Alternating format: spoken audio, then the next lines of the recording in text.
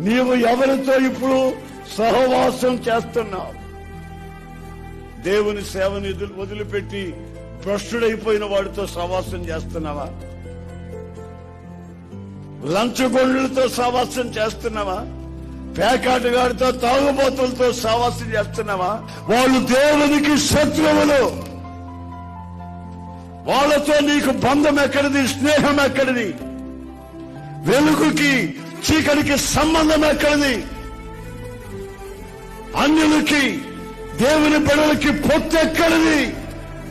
ఎవరితో నీ స్నేహం? అక్రమముగా చేసిన స్నేహం, అపవిత్రంగా సంపాదించిన సంపాదన, మనుషుల కొంపలు కూల్చి సంపాదించిన అక్రమ ఆస్తి నీ వ్యక్తిగత జీవితానికి కన్నీళ్లు తెప్పిస్తాయి. నీ మనసుకు నెమ్మది లేకుండా చేస్తాయి. నీవు చేసిన ప్రతి పని విఫలమయ్యేటట్లు చేస్తాయి. గనుక నువ్వు జాగ్రత్త.